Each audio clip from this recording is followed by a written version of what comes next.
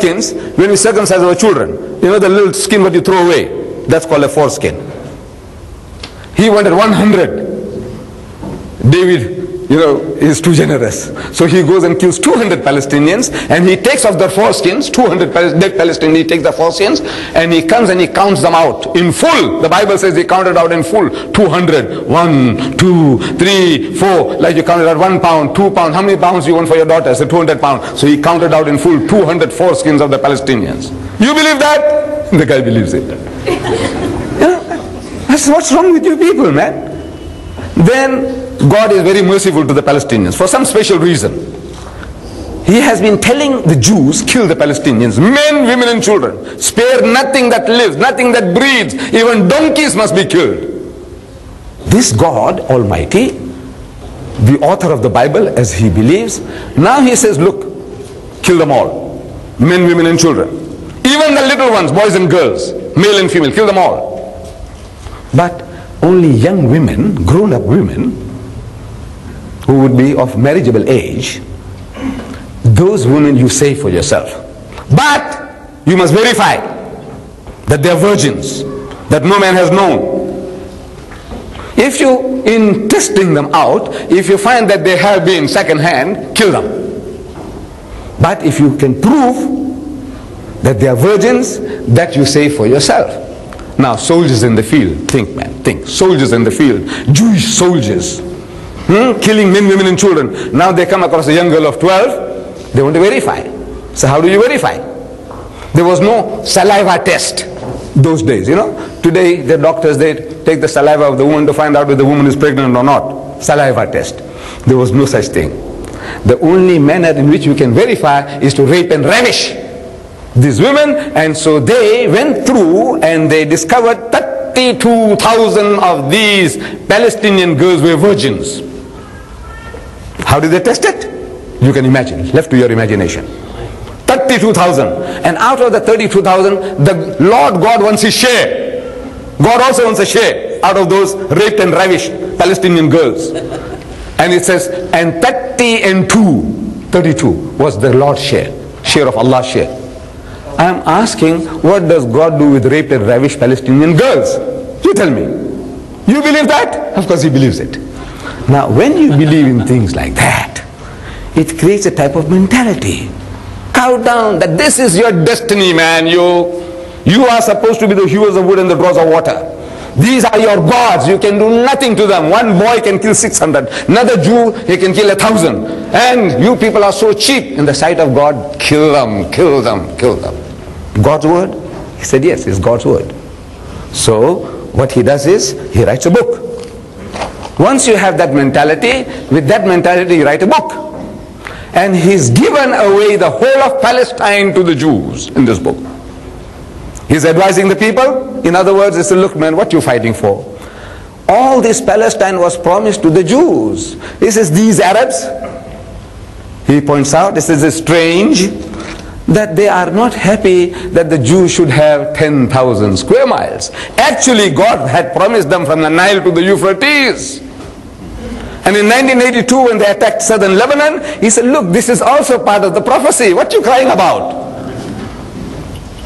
So now he's very generous to the Palestinian people. He said what he opts for is a small state on the West Bank for the Palestinians, small state with a police force but no standing army. In other words, a vassal of Israel. Small state. What happened to Gaza? He's not worried about Gaza. That's all involved from the Nile to the Euphrates. Do it away. Now naturally, when the Arab Muslim hears this, and I don't know if there are any Palestinians there, the George Habash, you know, he's supposed to be a Palestinian Christian. I don't know if his group hears about this guy, that this is a traitor, a quisling. Naturally you get worked up. So then he started speaking lies. He started insulting the audience, which is never done. Wallah, you never do that. You are wanting to commit suicide. Look, you are in confrontation with the whole audience. You can't satisfy everybody, but you are on a confrontation course and you're calling people names that you got no brains, you got no intelligence, you got no sense. Shh, unforgivable. But that means that is the arrogance, some type of arrogance that's in him makes him to bleat out. Then I pointed out to the audience that this man had lied. He had lied again and again about the Quran. If you remember, if you have seen that videotape, this videotape about the debate in the Royal Albert Hall, is Jesus God? You see this videotape? On that you find at the beginning he appears. He appeared at the first debate that took place in the Royal Albert Hall. At question time he comes forward. We don't know who he is. Very well spoken, speaks good English. And in that immaculate English of his, he says, Mr. Deedat, you Muslims believe that Jesus hasn't died. He said, yes. But he said, what have you to say to this? And he quotes the Quran. Okay. I was stunned. I'm thinking he's a Pakistani. Usually the Qadianis quote that verse, usually. And this guy is quoting the Quran and he says, وَسَلَامٌ عَلَيَّ, you know, in his usual Arabic style. وَسَلَامٌ عَلَيَّ يَوْمَ وُلِدْتُ وَيَوْمَ أَمُوتُ وَيَوْمَ أُبْعَثُ حَيًّا. Which means, he says, he translates, before Jesus was born, he died and he rose again. He says, so the peace is on me, the day that I was born, the day that I died, and the day that I shall be raised back to life again. What have I to say to that? The Quran says that he died, and I say he didn't die. The Muslims say he didn't die. Fortunately for me, he was playing into my hands. This is Allah's way. I am not an Arabicist. You know, that means I know Arabic. I don't know the Quran as a whole. I don't know the Arabic language. But he is actually playing into my hands. He's throwing a ball straight at me. He's getting caught out. I knew this verse. So I said, you see, the verse you quoted, وَسَلَامٌ عَلَيَّ يَوْمَ وُلِدْتُ وَيَوْمَ أَمُوتُ وَيَوْمَ أُبْعَثُ حَيًّا, means, so peace is on me, the day that I was born, the day that I die, in the future tense, not the day that I died, and the day that I shall be raised to life again. So, alhamdulillah, the people appreciated and they applauded. That means the man was lying. He lied about the Quran. He is an Arab and he's lying in his translation. Then, during the course of the debate, if you remember, he said, you know, I'd like to urge you to consider that when we say Bismillah ar-Rahman ar-Rahim, we see the Trinity 113 times in the Quran, like the Bible says, Bismillah wal Ibn wa Ruh al-Qudus. Trinity, Father, Son and Holy Ghost appear in the Quran 113 times. And say Bismillah ar-Rahman ar-Rahim, which he gave the translation as Allah Rahman and Rahim, Father, Son and Holy Ghost. No, look, the stupidity to the extent to his arrogance in trying to bamboozle. Maybe he was placating, trying to curry favor with these Christians in the audience. Says, you see, I'm an Arab and I can get away with it. So all these are fools and I can do what I like with them. So I said, look, this is not Trinity. Allah is telling us that He is Allah, who is Rahman and who is Rahim. Allah is Rahman and Rahim.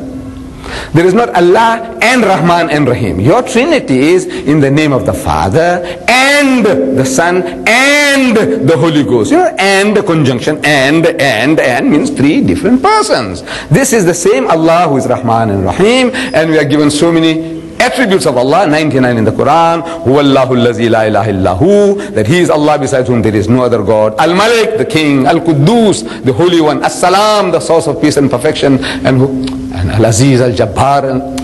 These are not so many gods. It's the same God with these different attributes. So again he tried to pull a fast one upon the Muslims. He bluffed us. Then he made another lie.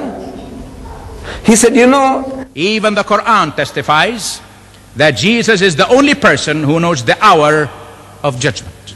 Jesus is the only one in the Quran in which the Quran says that He knew of the day of judgment, the last day.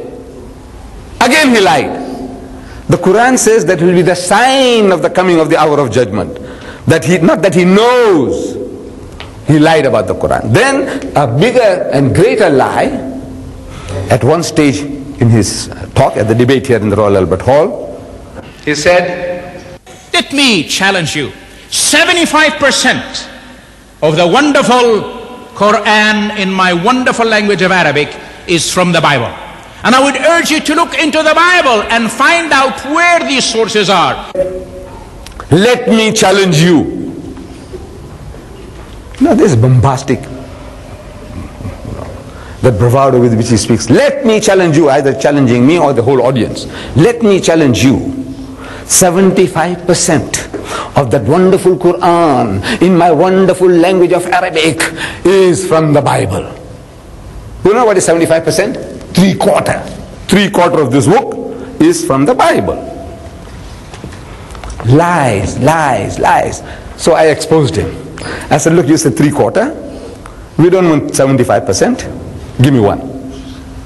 Just